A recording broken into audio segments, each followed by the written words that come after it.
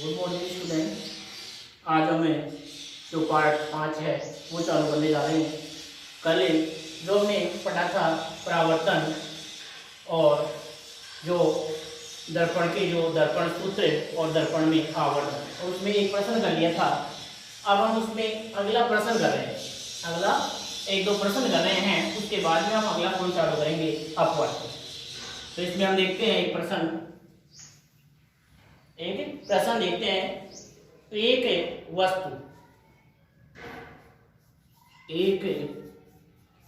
वस्तु लिखते रहना साथ साथ 20 सेमी फोकस दूरी, एक वस्तु 20 सेमी फोकस दूरी वाले उत्तल दर्पण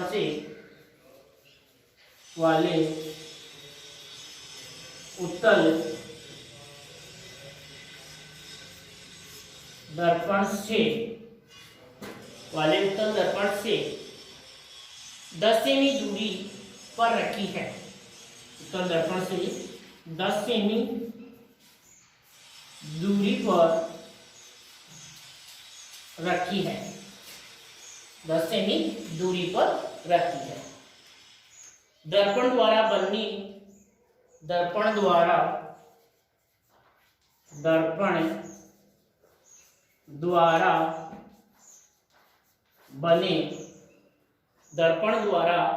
बने प्रतिबिंब की दूरी एवं आवर्धन ज्ञात कीजिए। बने प्रतिबिंब की दूरी तथा आवर्धन ज्ञात कीजिए। यह हमारा प्रश्न है कि एक वस्तु है जो 20 सेमी फोकस दूरी वाले उत्तल दर्पण के सामने दर्पण से 10 सेमी दूरी पर रखी हुई है। तो दर्पण द्वारा जो बना हुआ प्रतिबिंब है उसकी प्रतिबिंब दूरी और क्या ज्ञात करना है, आवर्धन ज्ञात करना है। तो अब हम इसमें देखो क्या देखते हैं। पहले तो लिखेंगे दर्पण सूत्र। क्या लिखेंगे? दर्पण सूत्र। तो हमारा जो दर्पण सूत्र है वो होता है, लिखते रहना साथ साथ, 1/f बराबर 1/v प्लस 1/v u। ये है हमारे पास। अब देखो यहाँ पर हमारे को दिया क्या क्या हुआ है और ज्ञात क्या करना है। एक वस्तु 20 सेमी फोकस दूरी वाले उत्तल दर्पण, तो फोकस दूरी दे रखी है। क्या दे रखी है? फोकस दूरी। f का मान दे रखा है, f बराबर क्या दे रखा है, 20 सेमी। अब ये 20 सेमी प्लस में होगा या माइनस में, उसका जो हमें पता चलेगा वो जो हमने कल चिन्ह परिपाटी देखी थी उससे देखेंगे। तो हमें पता है, देखना कि जो उत्तल दर्पण होता है उसका फोकस हमें याद होना चाहिए किस तरफ बनता है, यही तो बन रहा था इसका फोकस यहाँ। तो दर्पण से किस ओर दूरी मापे है, दाईं ओर, तो क्या आएगी, प्लस में। तो इसकी फोकस दूरी क्या होगी, +20।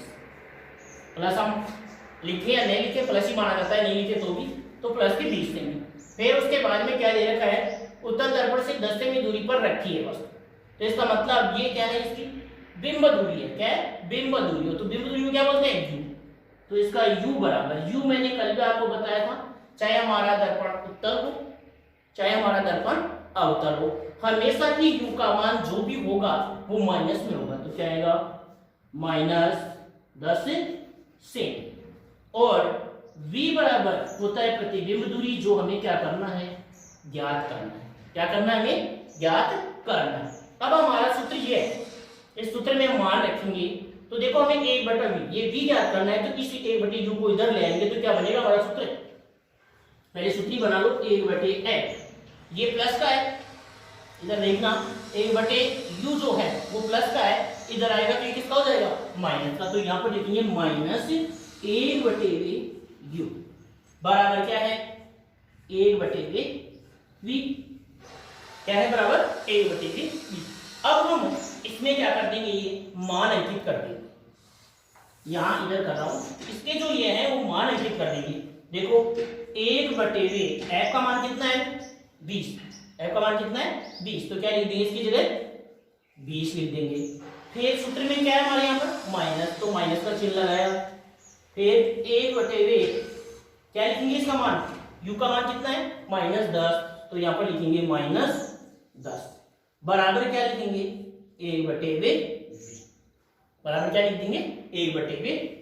अब हम इसको हल करेंगे तो इसका हम क्या लेंगे, लघुत्तम लेंगे, तो लघुत्तम लेंगे तो 20 और 10 का लघुत्तम आएगा कितना 20, कितना आएगा 20, 20 का 20 में भाग देंगे कितना आएगा 1, तो क्या लिखेंगे हम इसको यहाँ पर लिख दिया 1 को 1 से गुणा करेंगे 1, ये माइनस का चिन्ह सूत्र का है लगा दिया, 10 का इसमें 2 बार गया भाग तो क्या है 2, 2 को 1 से गुणा किया तो 2 और माइनस कहेंगे 2, तो उसको हम यहाँ पर कोष्टक में लिख देंगे -2 बराबर क्या लिखेंगे 1/v। सही। अब यहाँ पर ये माइनस और ये माइनस गुणा होकर क्या हो जाएगा प्लस, भाई ये दोनों यहाँ देखना इधर सामने कि ये जो माइनस है ये और ये कोष्टक है ना माइनस, दोनों क्या होंगे गुणा, तो क्या हो जाएगा प्लस का 2 हो जाएगा, तो प्लस का 2 तो ये और 1 ये कितने हो गए 3, तो कितना हो गया हमारे पास 3/20, क्या हो गया 3/20 बराबर क्या आया 1/v क्या आया v, क्या आ रहा है बराबर 1/v। तो अब हम इसको हल करें तो ये कितना आ जाएगा, देखो मतलब हम 1/v बराबर है 3/20, तो अगर हम इसको ये करें वजन गुणा तो क्या आएगा हमारे पास 3v बराबर 20, तो v बराबर कितना आ जाएगा 20/3, क्या आ जाएगा 20/3, या हम इसको हल करेंगे तो हमारे पास आ जाएगा क्या प्लस की है ना मान, तो बराबर कितना आ जाएगा 6.67 सेमी, 6.67 सेमी, तो इसको मोटा लिखता हूँ दिख नहीं रहा होगा तो बराबर 6.67 सेमी, ये दूरी आ गई, किसमें आएगी है प्लस में आएगी, कोई चीज नहीं है इसका मतलब प्लस में है। सही। अब ये तो हो गया हमारा क्या v का मान, ये निकल गया हमारे पास, मतलब प्रतिबिंब दूरी, ये पूछा था ना प्रतिबिंब दूरी आंसर।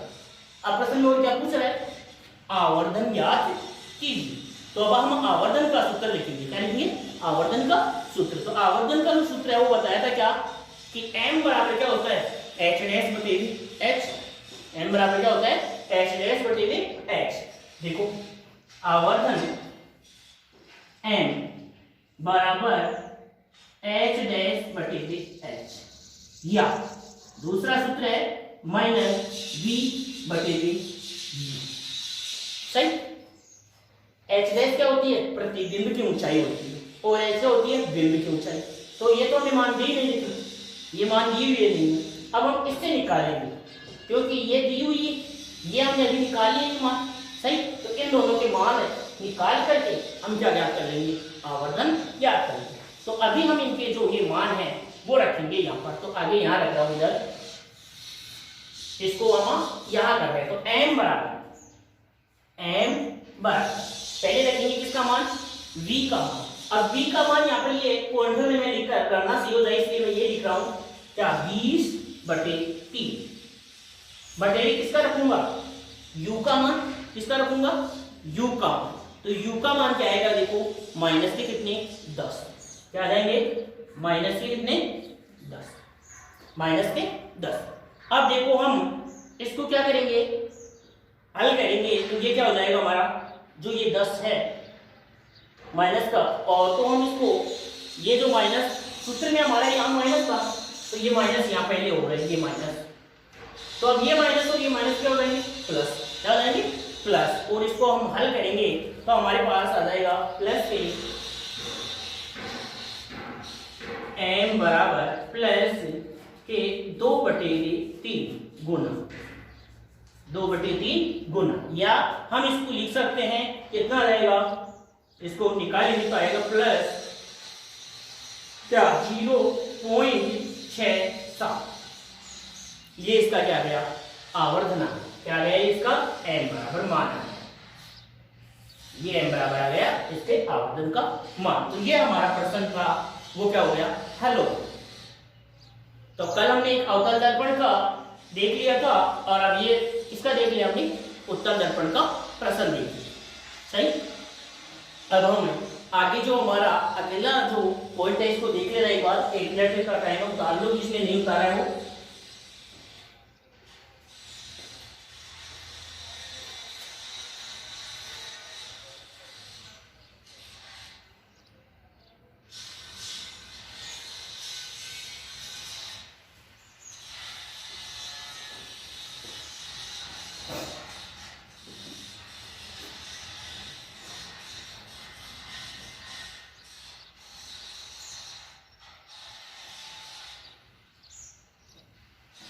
इसके बाद में देखो एक प्रश्न और हल करते हैं और फिर हम अगला हमारा पॉइंट है वो चालू करते हैं। ये प्रश्न और जो भी ये हैं वो आपको तभी समझ में आएंगे जब आपने पीछे वाली क्लासें देखी, वरना पीछे वाली क्लास नहीं देखी, जिसने ये 5 क्लास डायरेक्ट देखा है तो उसको ये समझ में नहीं आएगा। क्यों? क्योंकि उसे पता ही नहीं दर्पण सूत्र कहाँ से आया, ये आवर्धन का सूत्र है वो कहाँ से आया, कैसा है, इसमें ये क्या है। तो पहले उन क्लासों को देखें और जो भी देख रहे हैं उन सभी से मेरा ये अनुरोध है कि इसे जो हमारा चैनल है उसको ज़्यादा से ज़्यादा सब्सक्राइब करें, जिसके कारण आपको ऑनलाइन क्लासें जो लाइव क्लासें हैं वो प्राप्त हो सके और अन्य सब्जेक्ट की जो क्लासें हैं वो भी आपको मिल सके। इसलिए ज़्यादा से ज़्यादा अपने दोस्तों को पहुंचाएं और इसको सब्सक्राइब करवाएं कि आप इस चैनल को देख सकें और इसमें सभी सब्जेक्ट की क्लासें देख सकें और लाइव क्लासें देख सकें। तो इसके लिए आप इसको ज़्यादा से ज़्यादा सब्सक्राइब करवाएं। अब हम एक प्रश्न और देखते हैं, वो प्रश्न देखूं मैं भी आपको देखना है। यहाँ पर जो दूसरा प्रश्न आप जब कर रहे हैं वो देखो, 4 सेमी लंबा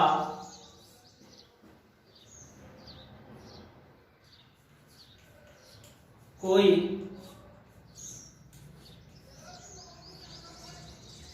बिंब, लिखते रहना, अवतल दर्पण से 4 सेमी लंबा कोई बिंब अवतल दर्पण से 20 सेमी दूरी पर रखा हुआ है, जिसका प्रतिबिंब दर्पण से 40 सेमी दूरी पर बनता है। तो इस दर्पण की फोकस दूरी तथा प्रतिबिंब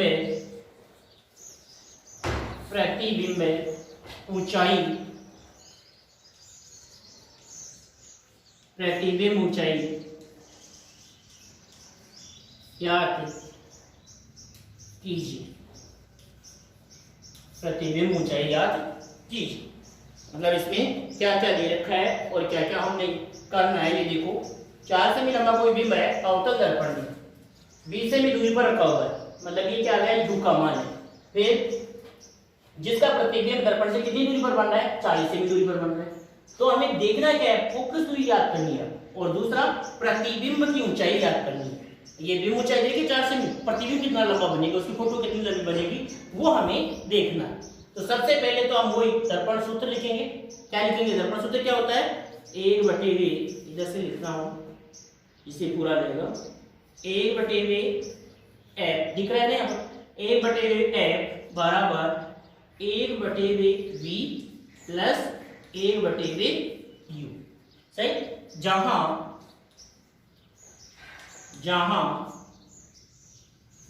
एफ बराबर क्या करना है हमें, ज्ञात नहीं दिया ना फोकस दूरी, कहीं पर लिखी हुई नहीं है प्रश्न में फोकस दूरी, तो हमें एफ क्या करना है, ज्ञात करना है। उसके बाद में एफ के बाद में वी है प्रतिबिंब दूरी, तो प्रतिबिंब दूरी कितनी है, 40 सेमी। अब ये बताओ अवतल दर्पण में प्रतिबिंब किस ओर बनता है, ऐसे अवतल दर्पण का हमारा, तो सारे प्रतिबिंब हैं वो किसी ओर बन रहे थे, बाईं ओर, इसलिए वो किसमें आएगा, माइनस, किसमें आएगा, माइनस में। तो माइनस के क्या आएंगे, 40 सेमी। फिर u मान रखेंगे हम u का, u बराबर क्या होगा, u बराबर, तो जो u बराबर है वो कितना आएगा, वो देखो u जो बराबर है, u का मान कितनी दूरी पर रखी हुई है वस्तु, 20 सेमी दूरी पर रखी हुई है। और ये भी कैसे आएगी, हमेशा ही तो मैंने बताया चाहे दर्पण कोई सा हो, चाहे दर्पण अवतल हो चाहे दर्पण उत्तल हो, q का मान हमेशा माइनस में ही आएगा। तो 20 सेमी किसमें होगा, माइनस के 20 सेमी, माइनस के 20 सेमी। सही, अब इन मानों को हमें क्या करना है, सूत्र में रखना है। तो 1/f, अब की बार सूत्र को बदल रही नहीं, कुछ ही नहीं, बस 1/f बराबर 1/v, तो v का मान रखो कितना है, माइनस के 40, फिर प्लस का निशान 1/v माइनस के 20।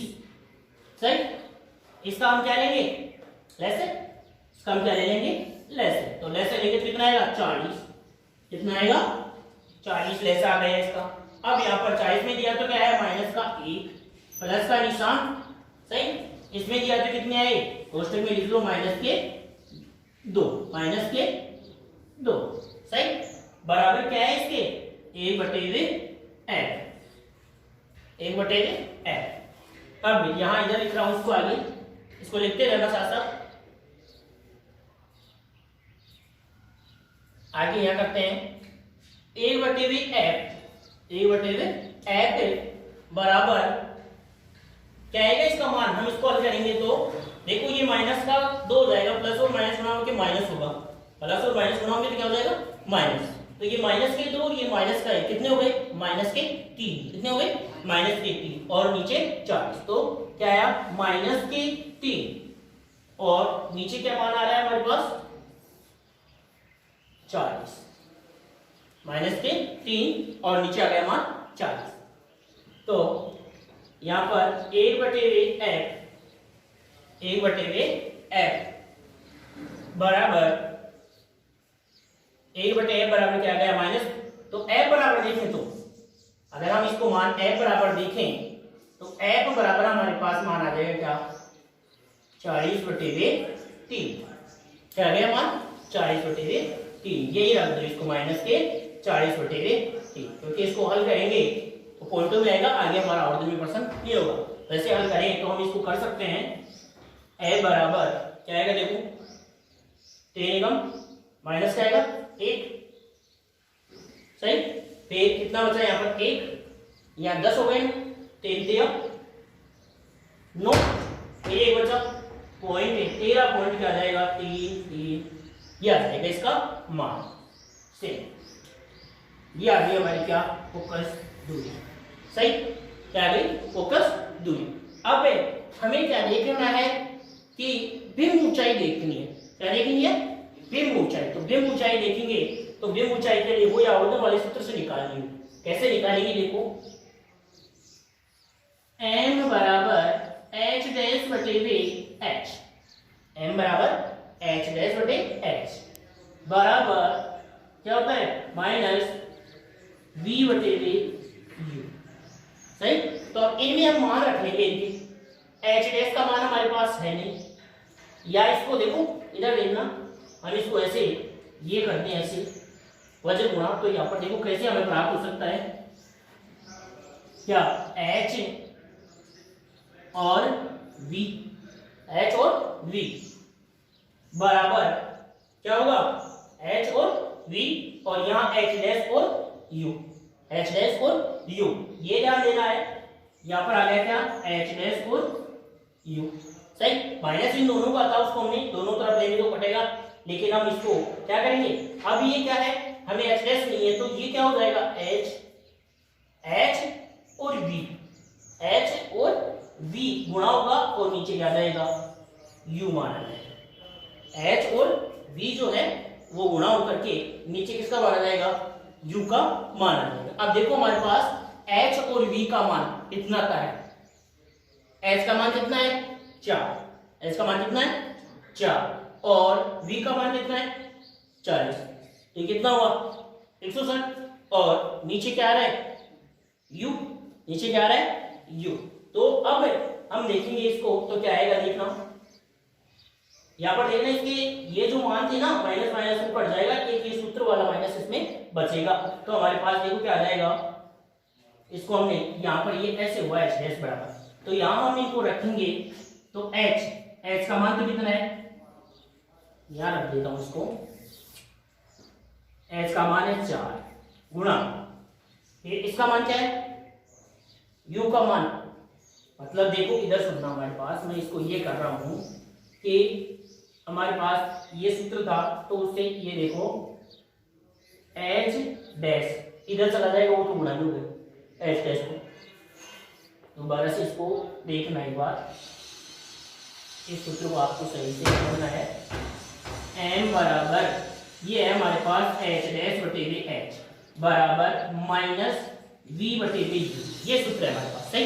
अब हमें क्या करना है, h क्या करना है, सही समझ रहे हो। तो ये इसके भाग में था तो ये जो जाएगा क्या हो जाएगा, गुणा में हो जाएगा, क्या हो जाएगा गुणा में हो जाएगा। तो अब हम इसको क्या कर देंगे, देखो कि h डैश बराबर ये सूत्र माइनस वाला है ये ना, फिर v बटे v u और गुणा में क्या है h, गुणा में क्या चला गया h। अब देखो ना हमारे पास h डैश बराबर ये तो हमारे सूत्र का है ना माइनस, इसको तो ऐसे रखो, इसका मान रखो, इसका मान 40 किसमें आएगा माइनस में है, तो यहाँ पर माइनस के 40 को उत्तर में लिखा, नीचे इसका मान माइनस के 20, ये माइनस से माइनस कर सकता है, सही। और h प्रत्येक बिंदु नंबर, बिंब हमेशा ये सीधा खड़ा है ऐसे, तो ऊपर की दूरी किसमें मापते हैं हम, प्लस में मापते हैं, तो ये जो 4 है वो किसमें आएगा गुणा 4, प्लस के 4 है। तो अब h डैश बराबर क्या आया, 4 गुणा 40 क्या हुआ, कितने होगी, ये तो माइनस रहेगा तो माइनस कितना 160, कितना हुआ 160 और 160 बटे यहाँ पर कितना आया, सॉरी ये गलत हुआ, देखना एक बार सूत्र में ये गलत हो गया, एक बार सॉरी, यहीं से हमने ये किया, ये देख रहे हैं ना, तो ये देखना ये यहाँ पर ये है, ये भाग में है और ये गुणा, तो ये इधर जाएगा तो यहाँ जाएगा नीचे, समझ। तो अब हम इसको ये देखेंगे ना, अभी ये बनाया था ना तो h बराबर, तो ये यहाँ पर ये होगा माइनस v बटे u माइनस बदलेगा ये,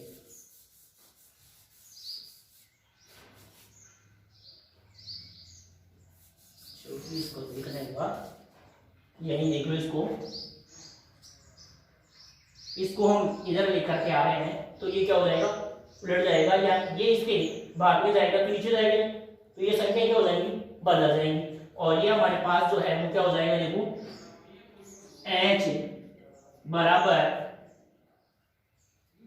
माइनस u बटे v गुणा h, क्या हो गया h डैश बराबर ये हो गया। अब इसमें हम रखेंगे तो देखना इसको h डैश बराबर क्या, वही माइनस 20 और माइनस 40 और गुणा क्या आ गया यहाँ पर 4, माइनस से माइनस कट गया तो h डैश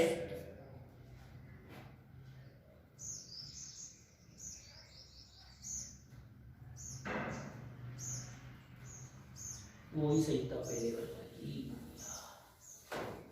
पहले वाला कर रहे थे वही सही था, इसको तो काटे दो, ये होगा h डैश बराबर ये इसके भाग में h तो वहां गुणा में उसी में जाएगा माइनस v बटे u गुणा h। तो h डैश बराबर क्या हुआ, माइनस के v बटे v u गुणा h। वो पहले कर रहे थे वही सही था, कंफ्यूजन हो गई इसमें हम। तो h डैश बराबर देखो क्या हुआ, वही कर रहे थे ना हम। इसका मान क्या, -40, इसका मान -20 और इसका मान क्या है 40। सही, माइनस से माइनस कट रहा है, ये सूत्र वाला माइनस है हमारे पास। तो ये क्या हुआ, h डैश बराबर जो पहले किया था वही 160 बटे में कितने 20, माइनस सूत्र वाला है, इसके 0 से 0 ये, और ये क्या आ गया 8। तो h डैश बराबर माइनस के 8 सेमी, यही सही है। वो कंफ्यूजन हो गया हम, तो उसके लिए सॉरी। ये h डैश बराबर क्या हो गया, माइनस के 8 सेमी। अब यहाँ पर देखो, ये माइनस का मतलब क्या है, ये तो अगर दुगना बन रहा है, 4 सेमी का कितना बन गया, दुगना बन गया 8 सेमी, तो प्रतिबिंब तो दुगना बन गया। लेकिन ये जो माइनस चिन्ह बता रहा है, इसका मतलब क्या है कि ये जो प्रतिबिंब बन रहा है, वो प्रतिबिंब कैसा बन रहा है, उल्टा बन रहा है। कैसा बन रहा है ये प्रतिबिंब, उल्टा प्रतिबिंब बन रहा है। अब इसके बाद में हम आगे जो है वो देखते हैं हम, ये जो प्रश्न है, और भी आपका कोई प्रश्न हो तो प्रश्न आप दे सकते हैं, कमेंट्स में बता सकते हैं। अब अगला जो हम पॉइंट है वो नया चालू करते हैं, अपवर्तन। कौन सा पॉइंट चालू करते हैं, अपवर्तन।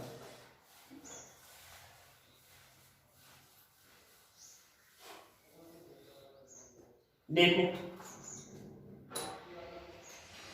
अगला पॉइंट है हमारा अपवर्तन।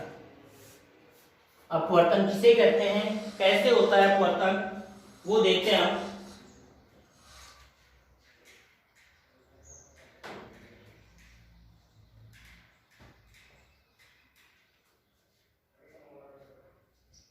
अपवर्तन देख रहे हैं हम, तो अपवर्तन में देखो सबसे पहले अपवर्तन किसे कहते हैं वो देखते हैं। तो पहले हम इसको समझते हैं चित्र से। देखो बनाते ही रहना चित्र। अभी हम परावर्तन देख रहे हैं तो वो तो एक ही माध्यम में हो रहा था, लेकिन हम अपवर्तन देखेंगे तो उसके लिए 2 माध्यम होंगे। कितने माध्यम होंगे, 2 माध्यम होंगे। जैसे ये है हमारे पास माध्यम 1 और दूसरा ये है माध्यम 2। जैसे ये माध्यम 1 हमारे पास वायु है और ये नीचे वाला माध्यम 2 क्या है हमारे पास, जल। क्या है, जल।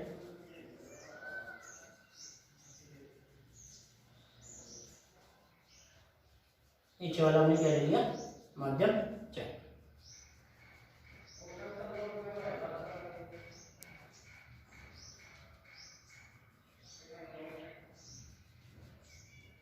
ये माध्यम दूसरा क्या है, जल। देखो अब हम इसमें देख रहे हैं कि जब कोई एक प्रकाश किरण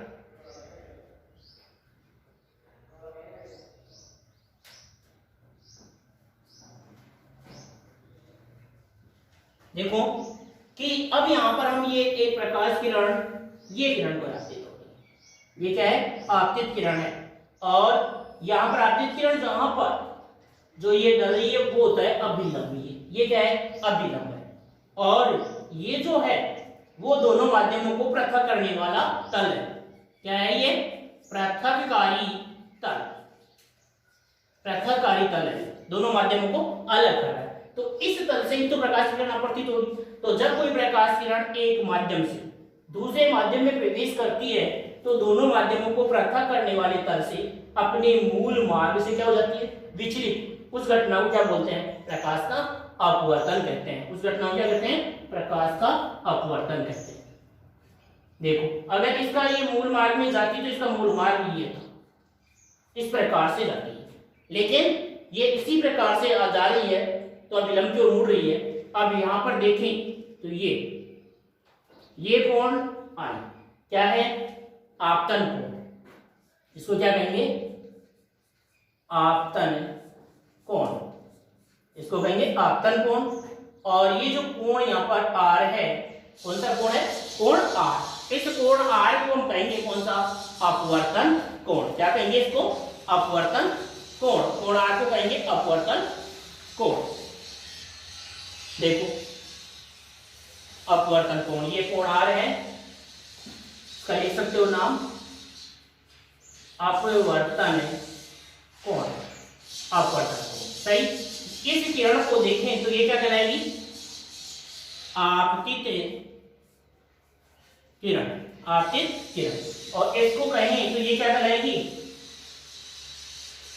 अपवर्तित किरण, आपतित किरण और अपवर्तित किरण, सही। और ये जो हमारे पास ये एन और ये एन डैश क्या है, अभिलंब है।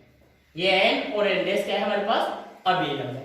तो आप इसको चित्र को बना लेंगे, जिसका रह गया तो फिर हम आगे इसमें अपवर्तन की परिभाषा लिखते हैं और उसके बाद में हम अपवर्तन का कारण लिखते हैं, उसके बाद में हम कांच की पट्टिका में अपवर्तन पढ़ते हैं। तो पहले ये लिख लो आप ये, और चित्र के नीचे लिखो फिर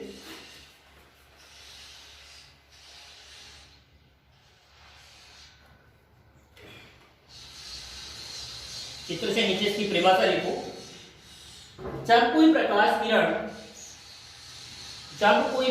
किरण एक माध्यम से, जब कोई प्रकाश किरण एक माध्यम से दूसरे माध्यम में प्रवेश करती है, एक माध्यम से दूसरे माध्यम में प्रवेश करती है, दूसरे माध्यम में प्रवेश करती है, तो दोनों माध्यमों को पृथक करने वाले तल से, दोनों माध्यमों को पृथक करने वाले तल से अपने मूल मार्ग से विचलित हो जाती है, अपने मूल मार्ग से विचलित हो जाती है, मूल मार्ग से विचलित हो जाती है, अपने मूल मार्ग से विचलित हो जाती है। इस घटना को प्रकाश का अपवर्तन कहते हैं, इस घटना को प्रकाश का अपवर्तन कहते हैं, अपवर्तन कहते हैं।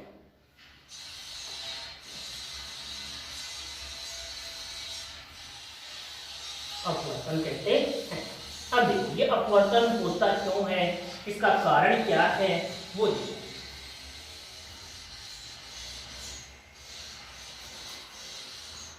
अपवर्तन किस प्रकार से हो रहा है, तो नीचे लिख लो क्या,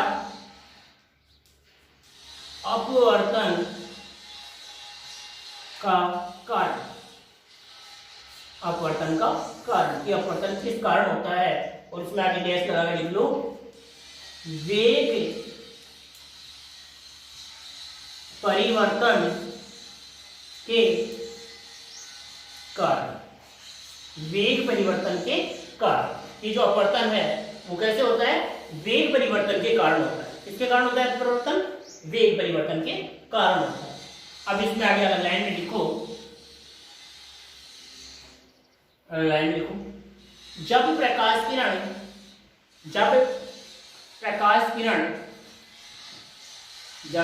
किरण विरल माध्यम से सघन माध्यम में प्रवेश करती है, जब प्रकाश किरण विरल माध्यम से सघन माध्यम में प्रवेश करती है,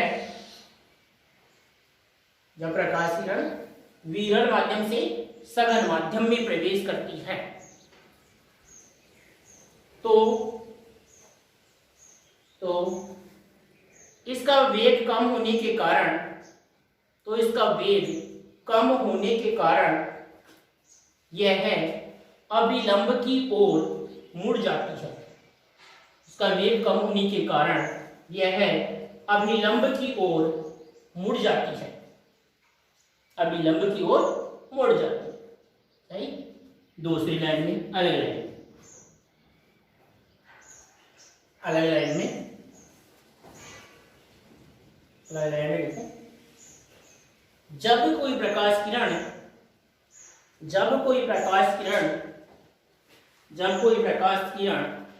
सघन माध्यम से विरल माध्यम में प्रवेश करती है, सघन माध्यम से विरल माध्यम में प्रवेश करती है तो इसका वेग बढ़ जाता है, तो इसका वेग बढ़ जाता है, जिसके कारण यह अभिलंब से दूर हट जाती है, जिसके कारण यह अभिलंब से दूर हट जाती है, अभिलंब से दूर हट जाती है, अभिलंब से दूर हट जाती है।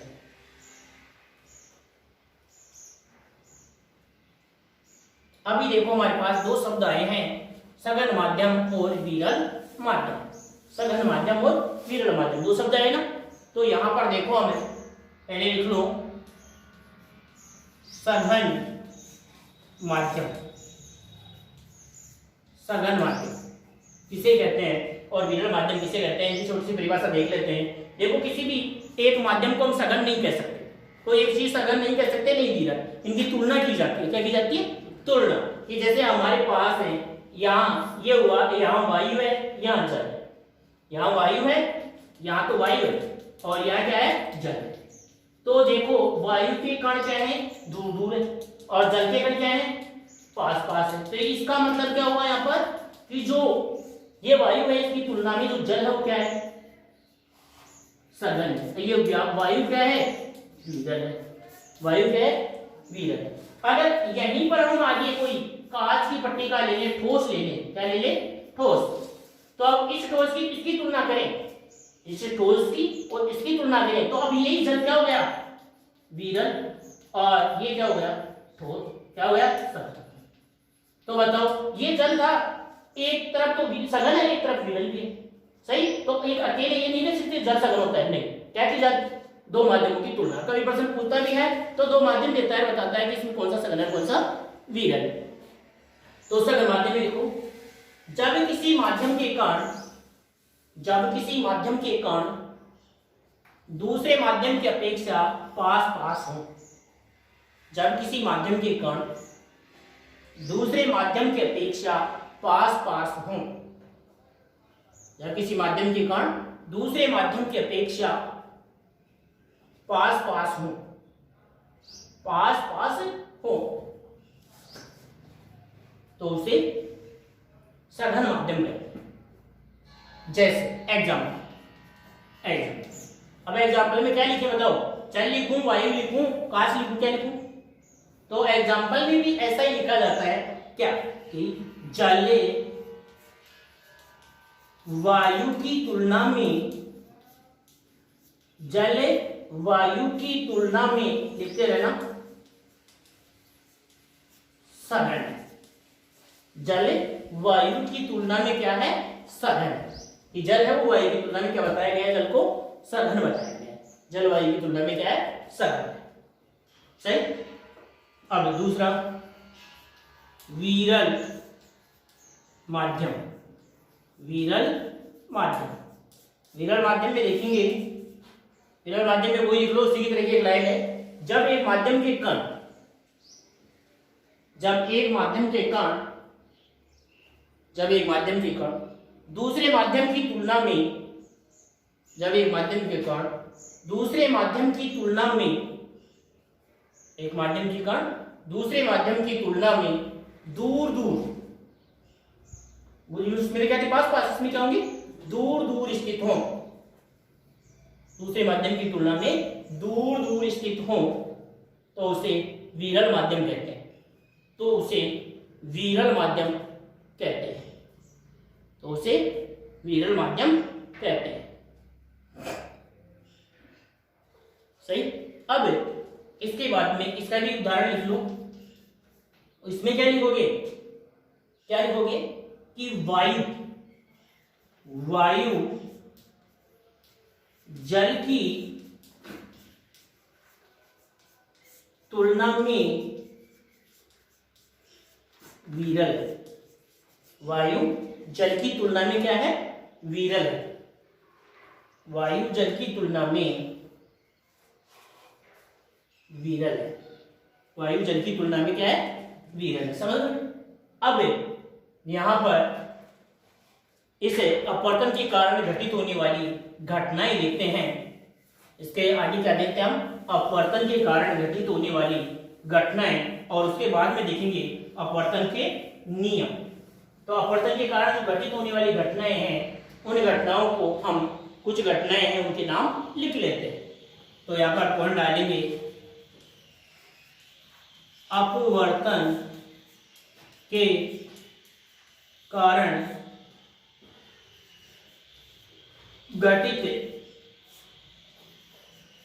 घटनाएं, अपवर्तन के कारण घटित घटनाएं, कि अपवर्तन के कारण कौन कौन सी घटनाएं घटती हैं, वो घटनाएं हम देखते हैं। तो इनके आगे अलग अलग लाइन में लिख देते रहना। पहला है, जैसे जल से भरे हुए गिलास में, जल से भरे हुए गिलास में, जल से भरे हुए गिलास में रखे हुए सिक्के का, जल से भरे हुए गिलास में रखे हुए सिक्के का ऊपर उठा हुआ दिखाई देना, ऊपर उठा हुआ दिखाई देना। दूसरा है, दूसरा देखो, जल में आंशिक रूप से डूबी हुई पेंसिल का, जल में आंशिक रूप से डूबी हुई पेंसिल का मुड़ा हुआ दिखाई देना,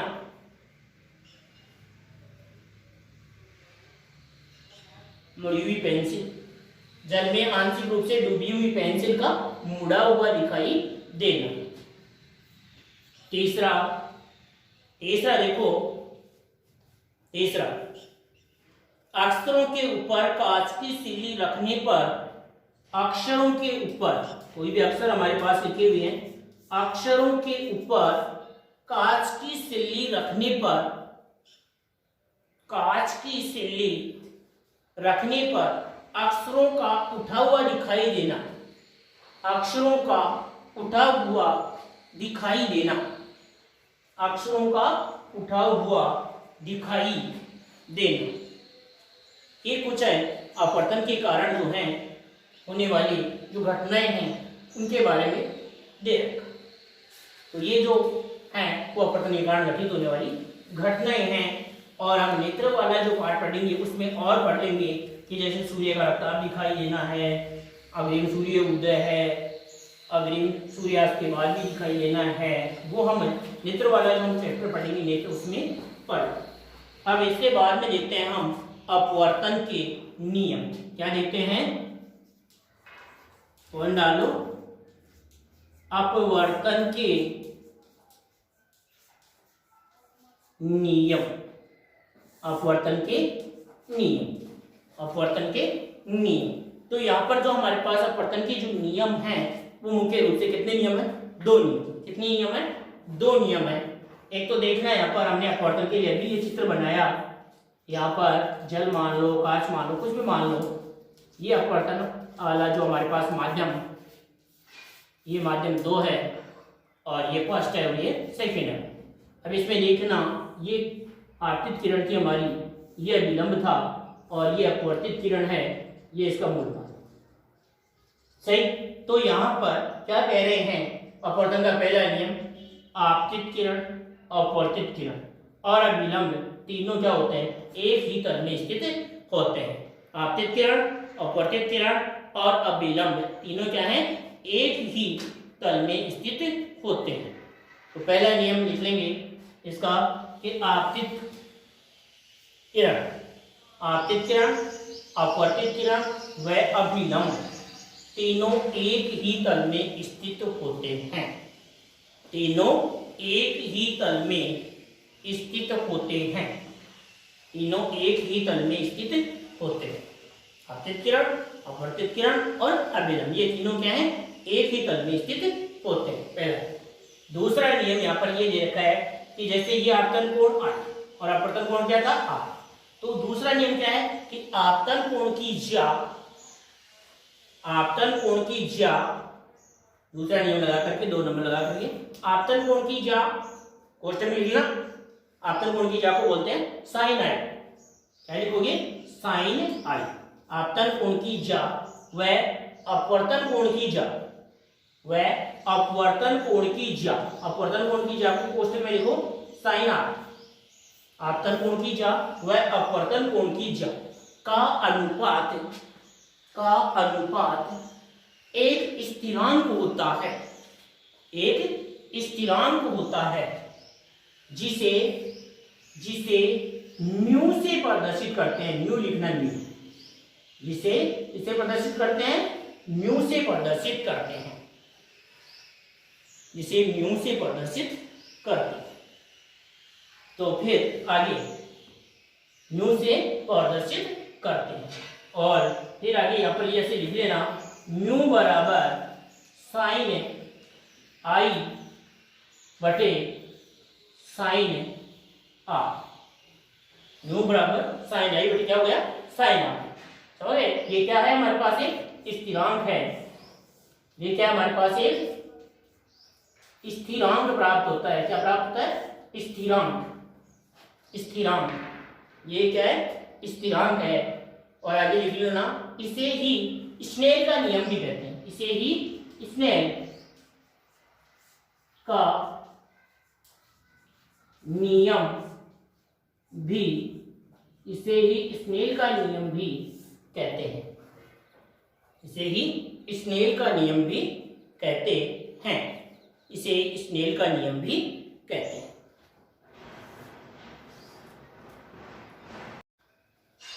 अब आगे देखो, इसके बाद में अगला जो हम पॉइंट है वो पॉइंट चालू करते हैं, क्या अपवर्तनांक पॉइंट चालू करते हैं। और अगला जो पॉइंट है इसमें, वो जो अगला पॉइंट है वो पॉइंट चालू करेंगे क्या अपवर्तनांक। डालो पॉइंट अपवर्तनांक, अगला पॉइंट डालो अपवर्तनांक, अपवर्तनांक, अपवर्तनांक पॉइंट डालो।